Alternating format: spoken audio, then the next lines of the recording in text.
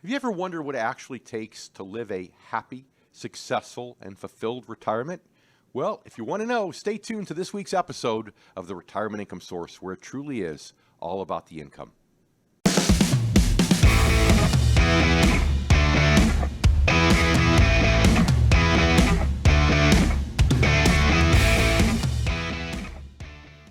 Welcome to this week's episode of the Retirement Income Source, where it truly is all about the income. I'm David Scranton. Of course, I'm here with my good friend and co-host, Sarah Samuels. And today, we're going to help you identify what I believe is the single biggest secret for living a happy, successful, and fulfilled retirement. So, Sarah, you excited? You ready? Oh, Dave, I'm really excited because I think it's a great topic, especially for all of our listeners and our YouTube viewers out there. But before we talk about retirement plans, Dave, how was your weekend? Did you have a nice week? Well, yeah, I prepared. We had a training this week. We had a few dozen financial advisors come in from around the country. We had a training Monday, Tuesday, Wednesday. So I spent a good part of the weekend preparing. Working, basically, right? But, I really want to talk about your weekend, and here's why. Okay. I want to have some fun. Sure. Because I want to start by planning your retirement. Don't you think it's a little early for that, Dave? I've got maybe 30, 40 more years in the workforce. Yeah, I mean, it's a little early, and I don't want you retired. I want you to go anywhere. I hope you stay here with us that entire 30, 40 years. Of course, I'll probably be dead by then, but that's all right. You can still stay here. The company will survive, But I want to plan it because you're never too young to start planning, right? Because people who live a happy, successful retirement are not people that are moving away from a boss they hate or a job they're tired of. They're people who are moving toward something enjoyable. So tell me, what did you do this weekend? Did you do anything enjoyable that just for fun, or was it just, kind of same old, same old? Oh, pretty normal weekend, running errands and doing chores and just kind of all the stuff that you don't really get to during the week. So it wasn't that much fun, but sometimes it's nice to have that downtime. All right, well, that's not going to help out our show topic very much today. I hate to break it to you. But yeah, it's again, it's funny. Of course, I've helped hundreds of people, right, through retirement over the last 35 years.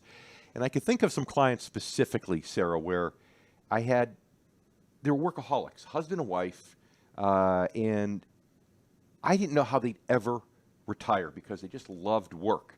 And one day they called me and they decided kind of on a whim that they're going to retire in 1 month. And they had enough money. We had them set up. They were good. But I thought, this is going to be interesting, right? How are these people going to go from 100 miles an hour to zero? You just dead stop. And they did wonderfully well. And they've been doing wonderfully well now for 20 years. And the reason's because they had really a good vision, a clear vision for what retirement was going to look like. And they weren't moving away from something they hated. They loved work. But they were moving into the next chapter of their lives in something that they absolutely wanted, right? Right. Well, I've had others that planned for 15, 20 years with me to retire. That's all they could talk about is retirement, right? But it was only because they hated what they were doing. And they just thought retirement would make them happy. But then they got to retirement and there was a big void and they didn't know how to fill that void, right? And think about it, right? Think about it, our company, right? We have an open layout and it's as a result, you're there. Some of the people you work with become your friends. Right, yeah. You spend a lot of time with them, 40 hours a week, sometimes even more. With commuting, everything, it's probably 10 hours a day. You're not at home. Yeah. And that's a 10-hour void that can happen when you retire. And your social life, right? Think about even your social life with some people at work, some people that become friends, right? Absolutely. So those are all the reasons why it's so important to be moving towards something, not just moving away from something. Yeah. Well, Dave, we talked about planning my retirement today, even though it's 30 or 40 years out. And I think it's a great segue into our Ask Dave question because we have Paul. He is out in Connecticut, your home state, Dave. There you go. And Paul says that he wants to plan for retirement. He's about 10 years away. So it's really hard for him to think that far ahead. How do I start? Okay. Well, Paul, if you live in Connecticut right now, with it being about 0 degrees, you could start by thinking about maybe how you could at least rent a place a couple months in the wintertime down here in sunny Florida. That's a great idea. It's much warmer down here in the winter. I know. As much as you might love the seasons, Paul, I have to be honest. There are 3 seasons I love, and the 4th one, I could kind of live without. But seriously, the key, Paul, is to start now in terms of just not even the monetary part of retirement planning, but the part of retirement planning that really determines what are some of the things you've always wanted to do in life that you just haven't had the time because of work, right? And you have to be curious. Some people have when I ask them that question, they automatically gravitate toward, well, I've always wanted to do this and that and the other thing, and that's great. If not, you might need to be a little bit more curious. You might have to talk to some people. So, Paul, stay tuned. We're going to be talking about this a lot more throughout the rest of the show today. Yeah. Well, Paul, thank you very much for sending in your Ask Dave question for Dave to answer. And if any of our listeners or our YouTube viewers out there have a question that you want Dave to answer on a future show, all you need to do is email us at askdave@theretirementincomesource. That's SOURCE.com. You're listening to The Retirement Income Source, where it truly is all about the income. And today we're talking really about the big difference between folks who move towards something in retirement versus people that are just trying to get away from something like a bad job or a boss they don't like. So Dave, I want to know, what are some really practical tips here? How do you get started if you're someone like Paul? Because I really identify with that. It's hard for me sometimes to think of abstract concepts. Is it something as simple as writing a list, or I don't know, starting some kind of like a vision board of what you'd be really wanting to do in retirement? Sure. A vision board's a great idea, and it's hard enough for Paul 10 years out. For you, 30 years out, it's harder, right? Oh, 30 years, it's hard, yeah. Let's start this way, and this is a good practice for you too, Paul. Vacation. Okay. If you had just a 1-month solid vacation, you could do whatever you want. Sarah, what would you do? What are some of the things that how would you spend your time on that 1-month vacation? Okay. Well, I'd probably go see my family for a couple weeks at least. Maybe a week. Maybe that'd be too long. I don't know. Maybe a week or two, right? Too long with family. And I think I'd maybe want to travel too. Maybe go somewhere across the world, like Australia, a place that it takes a while to get there. Because you can't really justify going to Australia now if you take a week off, right? It's difficult to get away for even 2 weeks from the job. It's hard sometimes. So I think I would do those things, Dave. Yeah. Okay. And that's a great start, because if you can start to think about, hey, what I would do if I had a month off, that makes it easier because that's a bite-sized chunk, right? Yeah. As opposed to, 30 years of retirement. What am I going to do with 30 years? But if you think about a month, then you can extend that. You can say, okay, well, how would that be different if I had 3 months? And that might change because 3 months you might include some R&R time. It wouldn't be all go visiting family, going to, to another continent. It might be more R&R and then maybe traveling again, right? And then if you expand it from 3 months to a year, now it might be something like, well, maybe we buy an RV. Maybe we cruise around. Travel the whole country, maybe. That's right. Maybe we take maybe we'd buy a boat and we cruise up and down the East Coast, right? Something like that. Yeah. So I find that's a great way to do it, is to start. And again, great advice for you too, Paul, if you're still with us here, and I know you are, you're a loyal listener, that simply to say, hey, let me start with this month. If I had a solid month off back to back, what would I do? And then expand it to 3 months, expand it to a year, and create that vision board. A vision board's a great idea. I've never thought about that, but I'm going to use that. Yeah. Thank you for that. Well, I'm a visual person, Dave. You come by my desk and I have about 10 to-do lists and 3 visual calendars. So I think if you're a visual person, it can really help to look at that and maybe even use it to set some goals, right? Yeah, that's right. And then coming up, I want to talk more about setting goals. And I want to talk about, if you're just not that creative, right? You're creative, you're a marketing person, but some people just aren't that creative. And if you're not that creative, some steps that you could take to maybe get those creative juices flowing and get a much better vision about retirement what it would mean for you. So that, again, you're not moving away from something, you're moving towards something. I'm David Scranton here with Sarah Samuels, and this is the Retirement Income Source, where it truly is all about the income.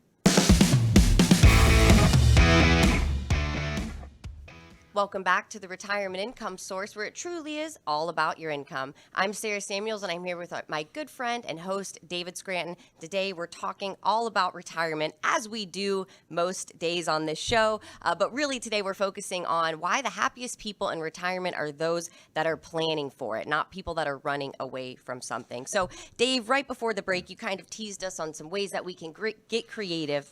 I'm a pretty creative person. As you mentioned, I'm in marketing. Sure. But other people... Dave, aren't exactly as creative as some, right? So what are some tips you have for us, Dave, to help those people out there that aren't creative, that need to have a vision here? So when you go home, you put together your vision board, right? And I do mean at home. I think if you start putting your retirement vision board together at work, I think you start to freak some people out Might here. send the wrong signal, that's right? that's right. That's a good at-home project. But when you do it, I encourage you to put your goals into 3 categories. All the things you want to have, all the things you want to do, and all the things that you want to become, Okay. Now, here's the interesting thing. At this point in your life, there still are, I'm sure, a lot of have goals, right? A bigger home, having a family, and maybe a second home at some point, maybe a boat. I know you guys love to go out on vacation sometimes and fish and do things, Yeah. So there's a lot of have goals. But when you think ahead 30 years, you realize that you've probably accomplished most of that. And at that point, it's not so much about the have. It's more about, in many cases, for a lot of, certainly my clients, things that they want to do, okay? So you started going down that path, which I love, right? You talked about going to spend time with family. Yep. Very important to me. Right, spending time with or just traveling. Yep. Right? Seeing the world, seeing other new parts of the country. Yeah. That's right, and it's important. And when you get creative here, you think about it. And problem we have is people. People grow up and they want to be a fireman and they want to be a billionaire, right? Well, then we learn pretty quickly that there aren't a lot of billionaire firemen, right? So That's that very goes true. out the window, and all of a sudden these dreams go away once our childhood ends. And all of a sudden it has to do with getting by, right? Yep. Like you're probably already at a point in your life where it's about, okay, I want to work, I want to get promoted, I want to get a raise so I could pay the bills and save some money. Yeah. So it's not so much about fun anymore, it's about what you have to do. And I got news for you, it gets worse, right? Because then you have, I know you guys are going to be getting married soon, right? Yes. And then all of a sudden you think, okay, maybe I have a family. Yeah. Oops. And then, oh, is there some time off here? There's more expenses. Now we got to save for college. Things are really tight. And then, oh my goodness, then you're in your early 50s and people are out of college. And, we're behind the 8 ball on retirement. So now you get close to retirement and you stop dreaming. You stop thinking about what you can do. And it's all about just having enough to get by. And you see, that's the major primary mistake that I find that people make, is just thinking about getting by. Yeah. I think a lot of people are obsessed with the life checklist, Dave, kind of like you mentioned, right? People have this to-do list, right? How to win at life. You go to college, you get married, you buy the house, you have the kids, you plan for your retirement. But I really don't think that's a fulfilling way to live, thinking that you have these checklist items, these obligations you That's have right. to do. And you have to. It's part of adulthood, but you still got to focus on the long term and the fun stuff.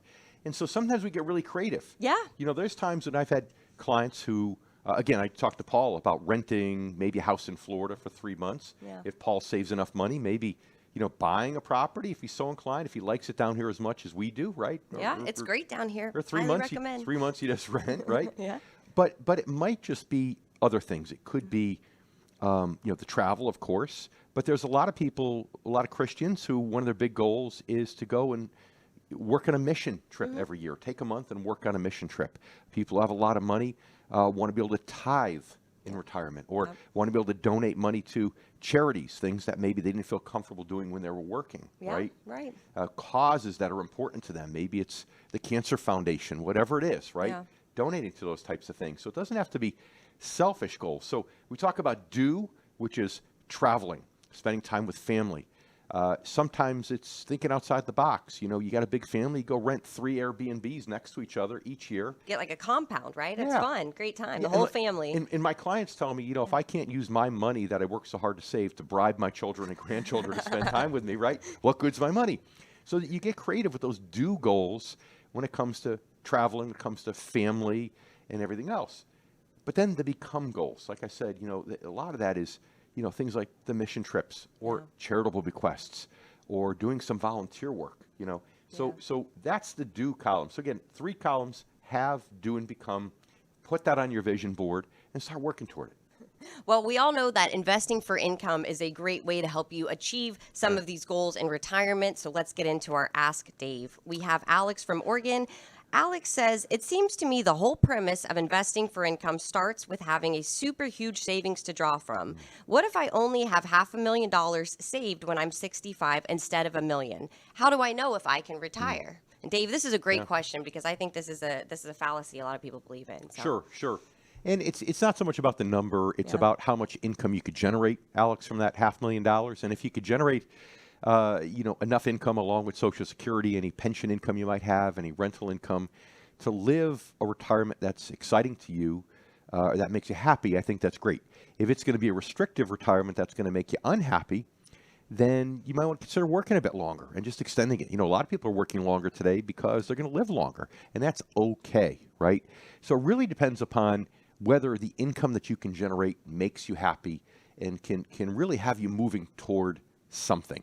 If you're moving away because you hate your job, then maybe it's time to consider something else, you know, which even if you don't make quite as much money and you can't afford to save anymore, at least the fact that you won't be spending from your savings at age 65, you might not start till 70, you know, that still goes a long way. But you have to be doing something that you love because, you know, life is too short. Yeah, absolutely. Well, Alex, thank you so much for sending in your Ask Dave question. And if anyone out there wants Dave to answer one of your retirement questions on a future show, all you need to do is email us at askdave@theRetirementIncomeSource. That's SOURCE.com. And you're listening to The Retirement Income Source, where it truly is all about the income. Today, we're talking about the happiest people in retirement, typically folks moving towards something, not away something. And we just talked to Alex from Oregon, who was concerned about the lump sum, if that's going to be enough money to retire.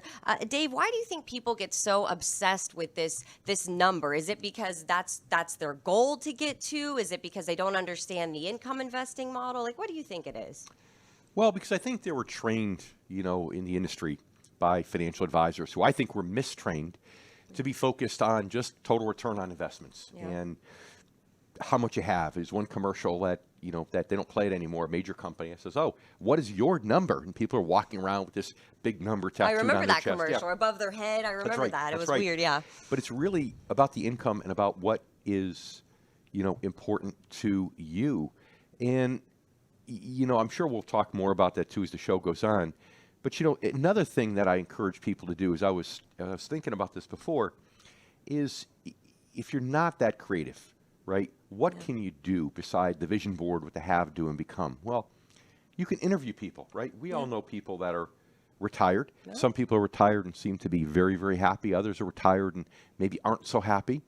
Interview them. Be inquisitive. Like I know you cut your teeth right in media. That's how you started here. Were you ever the roving reporter at any point, even in college or anything like that? Absolutely. I interviewed a whole host of characters kind of in the Gainesville, Florida area, but many years ago. So you have to be that roving reporter and just be curious. Just have that childlike curiosity and wanderlust. And when you get older folks, and I love older folks who have so much wisdom, right? And I think, you know, in some Asian cultures, they really respect older folks for that reason. I think sometimes in our culture, sadly, we've gotten away from that. But, you know, the beauty about it is use that respect and that wanderlust to go and talk to people and just say, you know, so what were you thinking going into retirement? What did you envision retirement to be? Now, when you got into retirement, was it all that? Was it that? Was it different? It changed. Why did it change? Is it as good as you thought? Is it better than you thought? If you had to do it again, what would you do differently, right? And if you do this with people that seem to be happy in retirement or people that seem to be just the proverbial curmudgeons, right? You can learn a lot by talking to both sets of people. And the earlier you start, the better. So, yeah, we talked about Paul from Connecticut starting 10 years out, but you starting as the roving reporter 30 years out gives you lots of chance to gain intelligence, lots of chance to change your plan on the fly, and it's just about that healthy curiosity. Well, I'll tell you this, Dave, the most interesting stories that I ever heard when I was a reporter were just the stories I heard from just asking some questions. It was always interesting to see what people had to say. So I completely agree with that. I think it's great. So we've talked about one secret, and really in retirement, and that's the goal of or moving towards your goals. But there is another secret, and I think it's going to surprise some people out there, Dave. So we're going to share that next. I'm David Scranton here with Sarah Samuels, and this is the Retirement Income Source, where it truly is all about the income.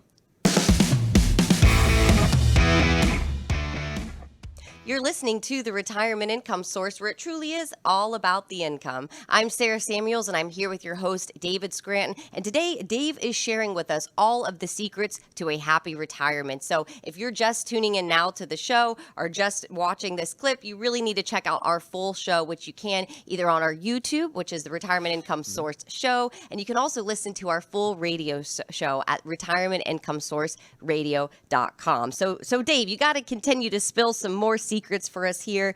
Just a few minutes ago, we talked about the other big secret to a happy retirement and why it might surprise some people. So tell us, what's the next secret, Dave?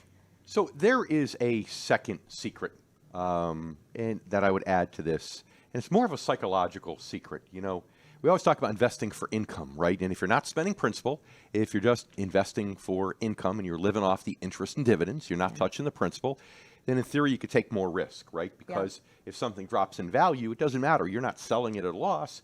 You're living off the interest and dividends. That's all wonderful, right? Yep. But it's not quite that simple because we're emotional people. We're emotional individuals.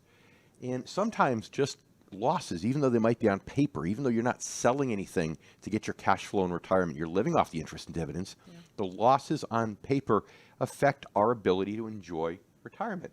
And you remember my Worth Avenue story, right, Sarah? Yes, I do remember, Dave, but tell it again just for our listeners Sure. if they weren't listening to that show. So back when Bernie Madoff first got discovered that he was a fraud, I want to say it was 2010, my buddy Louie and I went up to Palm Beach, and we were walking on Worth Avenue on a Saturday. Now, if you don't know what Worth Avenue is in Palm Beach, it's like the Rodeo Drive of Palm Beach, right? All the expensive shops and everything. Usually, it's hustling and bustling on a Saturday, right? Yeah. But there were virtually no people on the street at this particular time. Yeah. And in large part, it was because most of the people on Palm Beach had some money with Bernie Madoff.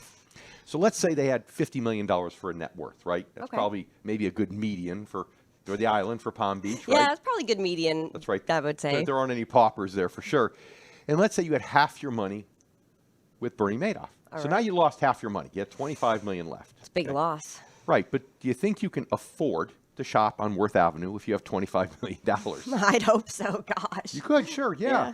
And you know what? I bet those people, when their net worth went from 20 to 25, they were shopping in Worth Avenue, right? Right. But it went from 50 down to 25, they weren't. And that's because of psychology. It's not because they couldn't afford it. It was just psychology. Because, you know, when you're hitting a net worth number or even an income number on the way up, it feels good. When you're crossing it on the way down, it doesn't feel so good anymore. Whether it's you're working and you take a job with a pay cut, right? It might be an income level that 5 years ago you were happy with, but now you're not happy because you feel like you're going backward, right? Nobody wants to go backward. And the same is true with your net worth. Yeah. So even though investing for income, you know, helps you mitigate the risk, right? Because now you have staying power. You're living off the interest and dividends. You're not taking principal if the markets drop. There is this psychological factor that people just simply can't ignore. Yeah. Well, I think it's a great segue actually into our Ask Dave question, which is all about income and risk. So we have Ann from Kentucky, and Ann says, if I want to increase my income, do I also need to increase my risk? Dave? Oh. And great question. And I'm actually glad you asked that because I might have forgotten to talk about that on the show. That's an important topic, right. yeah. The funny thing is when you increase your income, you typically lower your risk. Because what you're doing is you're going from a growth-oriented mindset to an income-oriented mindset. We always talk about the equation TR equals I plus G, right? Total return equals income plus growth. Well, the more of your total return you're getting from the G, as a general rule, the more risk you take. The more that total return you're getting from the I, the less risk you take. So the good news, Ann, is you can actually control your risk and increase your income at the same time. But it doesn't mean that you can ignore risk. You still have to pay attention to risk, as we're going to talk about just a little bit more coming up. So, Ann, thank you. Thank you, Ann, for sending in your question. And if any of our listeners and our YouTube viewers out there have a question you want Dave to answer, all you have to do is email us at askdave@theretirementincomesource, SOURCE.com. And you're listening to The Retirement Income Source, where it truly is all about the income. And today, Dave is spilling all of his secrets for a happy retirement, so you can have a fulfilling retirement where you're moving towards something and not just leaving something behind. So, Dave, we were just talking about risk. You said there's ways that you can kind of control your risk. How do you do that? Right. The first component of it is you know, again, the biggest thing is going from the G to the I philosophically, from a growth-oriented mindset to an income-oriented mindset. But first, you have to identify how much risk you're willing to take. So, for example, we had this event, right, this 3-day event this past week I mentioned, where we were training a bunch of financial advisors, and I taught, and these are experienced advisors, so I taught them to find out, to ask a question for every prospective client as to how much you can afford to lose on paper before it gets uncomfortable. And the question becomes in retirement, right? So, for example, I use, when I talk to people, Sarah, 4 numbers. I say, okay, Is it okay if you lose 50%, 37, 25, 12? What's the right number in retirement? And it's got to be in retirement, right? Because think about how much did you lose in your 401k in 2020 when COVID first hit? It was like 30% on paper? Oh, yeah. It took a huge drop. And my other investments, too. It all went down. That's right.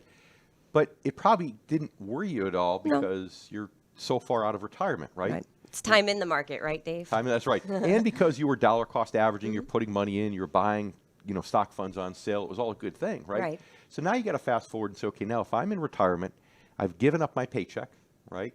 That I get used to getting every week, and I give it up. Instead, now I'm counting on this money for a paycheck. And even though the income is still coming in, how do I feel now with that 35% loss? What would that do to me? And the other key, Sarah, is this. Don't just think about it percentages, as I mentioned to all these advisors this past week. Think of it in terms of dollars, okay? So if you're retired, you have $1 million, and all of a sudden you see it drop to $650. How's that going to affect your spending patterns? How's that going to affect your ability to even enjoy the income that you're getting, right? Yeah. So are you going to be like these Worth Avenue people where even though you can still afford to shop on Worth Avenue, you didn't, Yeah. Or are you going to be able to just turn it off like a robot? What do you find most people say, Dave? Because I bet there's not a lot of people out there that say they'd be okay with a 50% loss or even a 37% loss. You mean the people that are males or the people that are females? Because well, we're getting into the gender differences here. Yeah, because some of the men have this caveman philosophy. Ugh, me tough, me caveman, me not take big loss. Me not afraid of risk. I take big risks. I man a family, right? Right. And it's true. But they've got to realize that it changes when you're retired, right? They have the let's say they are the man of the family, the major breadwinner, right? Yep. If you're that person, you have a responsibility on your shoulders to take care of your family. Even if your kids are grown and well off, you have a responsibility to take care of your wife, right? Yeah. And how bad is it, as the man of the family, the breadwinner, how bad do you feel if you disappoint your wife? Right. If all of a sudden she happens to see the statement and the $1 million is down to $650. Right. And now she's more conservative than you, and you may not be nervous, but she's a nervous wreck, right? Now, how bad do you feel because your miscalculation made her nervous, made her feel like she lost her sense of security? Yeah. I think one of the biggest things, too, that my parents struggle with, my dad's heading towards retirement age, too, is not wanting to be a burden on their kids. I know that's my dad's biggest fear, is that he does not want me or my sister to have to care for he and my mother in their older age, which I say, hey, I love you guys. You took care of me. I will be here for you. You can come live with me. So it'll never be a burden. But I know a lot of people worry about that. Well, and you have to think about two things, and I encourage people to think about what money really means to them. And I don't mean the superficial answers, well, it means I could travel, it means I could do more things. No. What does it mean emotionally? Dig down until you get to, is it security? Okay, like I made fun of the men, the cavemen, right? But a lot of the ladies, right? For a lot of ladies, it's more security. Yeah. A lot of women have what I call bag lady syndrome.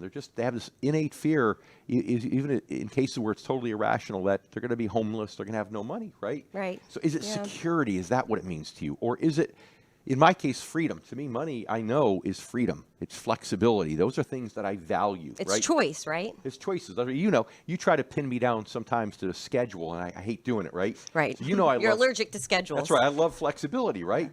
So to me, that's important. But I think if our listeners and YouTube viewers can do that, if they can get to a point where they realize emotionally what's so important about the money, then they don't have to worry about, gee, I did the technical part of retirement right. I have enough income, but now I can't enjoy it because the market's down. Yeah. Well, Dave, once you've figured out what you want out of retirement, you need to figure out when you're there, right? So we're going to talk about that in just a few minutes. I'm David Scranton here with Sarah Samuels, and this is the Retirement Income Source, where it truly is all about the income. And welcome back to the Retirement Income Source, where it truly is all about the income. I'm David Scranton here with Sarah Samuels, and we're having a lot of fun today, Sarah, right? It's been a really good show, Dave. Yeah, we're talking about two of the primary keys, I believe, to a happy, successful, and fulfilled retirement. And the first, of course, is making sure you're moving towards something. You have a clear vision of what you want retirement to mean for you, all the things that you want to have in retirement, all the things you want to do, and all the things you want to become. But also not forgetting about the emotional aspects. Right. And that's where the risk control comes in. Yeah. You know, it's great that you invest for the I, not the G, for the income, so that when the markets drop, you don't have to sell anything at a loss. But that's a left brain rational decision, right? In the real world, though, people are emotional individuals. And if you see your net worth drop on paper, you may not even be able to enjoy the income that you currently have. Right. And we don't want anyone out there to not enjoy the retirement that they have worked so hard to save for and to plan for and to invest for. So that's why Dave is kind of spilling the secrets here. And just a few minutes ago, Dave, we were talking about how do you know when you're there, right? Like it's not about this lump sum. It's not always about an age number, but how do you know when you're psychologically there, Dave? Sure.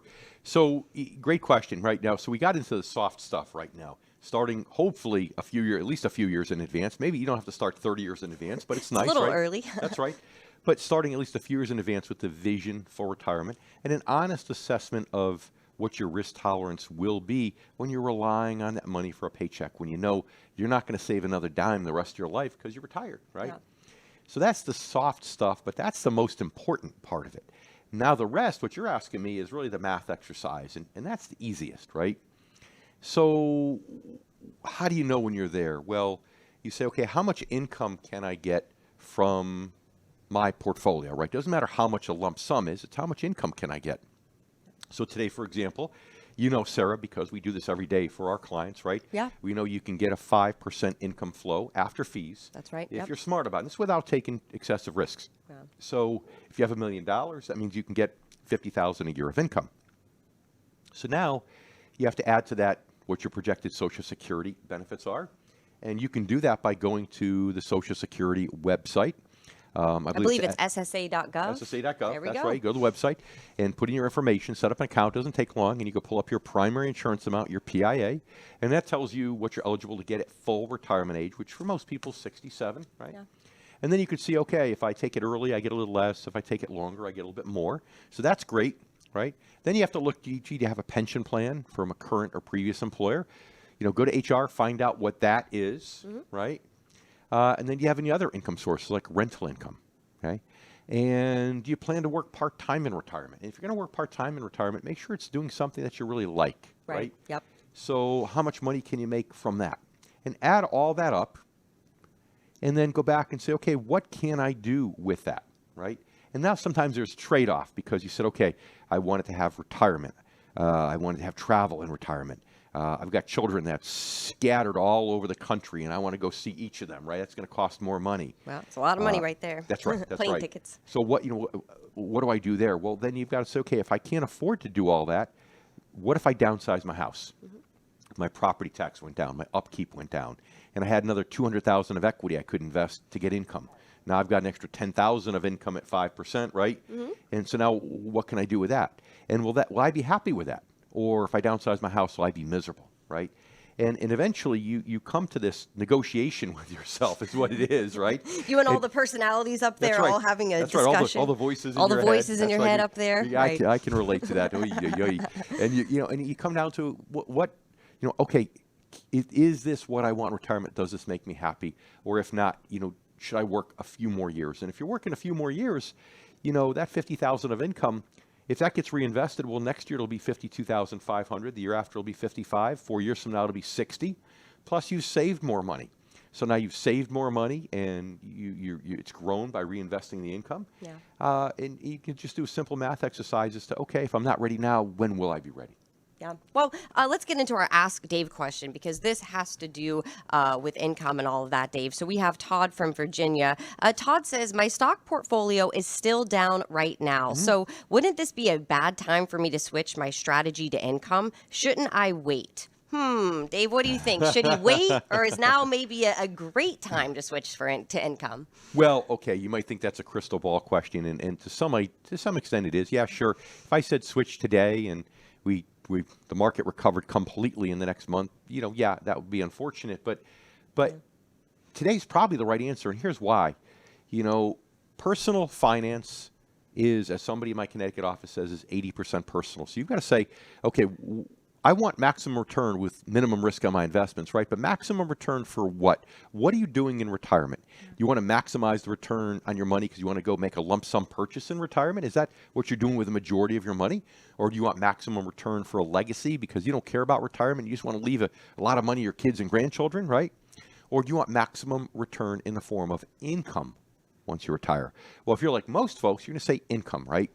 And if that's the answer, then you've got to say, well, it doesn't matter if my lump sum is down. How much income can I get today versus before? Well, remember a minute ago, Sarah, I said 5%, right? Right. Through actively managed trading that goes right. So on, let's say that, he had, and I forgot, who was the question from? I apologize. I think it was Alex. Alex, okay. Yeah, sorry, we number guys. We're terrible with names, good with numbers, right? So the reality of it is that, if your million went down to 800,000, right now you can get 5% of that 800,000, and that's 40,000 of income. Well, when you were at $1 million a year ago, interest rates were lower. So you can only get 40,000 of income then. The income that you can get from it hasn't changed just because the lump sum has gone down. And I would contend that, Alex, when that money recovers, if you get back up to that $1 million, it's highly likely that interest rates will be lower again, and you'll still only get 40,000 of income. So it's not about just gaining the total value of the account. It's about the purpose that money's there. And if it's there for income, then I would contend that now is likely the right time to make that transition. Yeah. Well, Alex, I hope that helps. And if any of our listeners or our YouTube viewers out there have a question you want Dave to answer, all you need to do is send me an email at askdave@theRetirementIncomeSource. That's SOURCE.com. And you're listening to The Retirement Income Source, where it truly is all about the income. I'm Sarah Samuels, and I'm here with our host, David Scranton. And it's been a great show. It's been jam-packed with information. We're not done yet, but we've spilled a lot of secrets here about the keys to happiness in retirement. So, Dave, as we wrap up today's show, what's your best advice for those people out there that are maybe 5 to 10 years within nearing retirement? Well, and that last question we had was a great example, is that transition from being total return focused or growth focused to income focused, really that should be done 10 years out of retirement. And, and I could prove to people mathematically, we can't do it on the radio because people in numbers, especially without the visual. You'll give them a headache just listening to it. That's right. But you could prove mathematically that in most cases it makes sense 10 years out of retirement to change that focus. And, if you get a case like our last listener, right, that wanted to, I could tell that he'd like to regain whatever losses he had on paper. Well, going from total return focus or growth focus to income focus doesn't mean you have to get out of the stock market, right? A lot of times we talk about bonds and bond-like instruments where, okay, maybe you won't recover the lump sum. And again, for many, it doesn't matter because they know that, your goal for that money in retirement is income, right? But let's say you do want to regain that lump sum. Well, just by going from a growth focus in the stock market to more of a dividend, an income focus in the stock market, that in of itself can lower your risk, right? I think it's one of those big fallacies, Dave. A lot of people think, oh, okay, I've got to switch to income. That means I can only invest in bonds and bond-like instruments. And a lot of people get turned off by that because a few years ago when the stock market was doing so well, people wanted in on that, right? They wanted to make some money. So I think it's great to have these other dividends and other BDCs, REITs, all kinds of things out there that people can actually make some money on in the stock market. But risk, right? Risk is so important. You've got to have the right risk tolerance for all of those things. That's right. And you've got to start setting yourself going from growth to income, like I said, 10 years away from retirement, but also controlling the risk because, again, you talk about the caveman, right? So you go home and you tell your wife, okay, I'm going to retire. I want to retire, and she's, well, that could be good or bad. She could be happy about that, or she could be scared, right? It could go either way, really. You see the T-shirt, the definition of retirement is too little money and too much husband. You ever see that? Oh, that's pretty funny. It's pretty funny. I That's like right. It. Yeah. But let's say that you go home and that's good news at home, right? But now the market drops a couple years out and you got to go back and say, you know what? I need to postpone retirement. Sorry, hon, we can't do it. So making that transition early on is important. And like you said, you could do it in the stock market, right? Last year the market was down 19%. The high dividend value index was down about 11. And we were actually in the black with our high dividend stock strategy. Right now, of course, our compliance people might be listening. So, of course, past performance is not indicative of future returns, right, Sarah? Yes, we'll run the disclaimers after the show. But yeah, well, Dave, thank you so much. I think it's been a great show. I really hope that all of our listeners and our YouTube viewers out there have appreciated the show. And if you want to send it to maybe your family or friends or someone that you know who's retiring soon, all you need to do is go to retirementincomesourceradio.com and you can listen to all of our past episodes there. Yeah, please share it. We really appreciate that. But most importantly, we'd love to have you back here next week, same time, same station. I'm David Scranton here with Sarah Samuels, and this is the Retirement Income Source, where it truly is all about the income.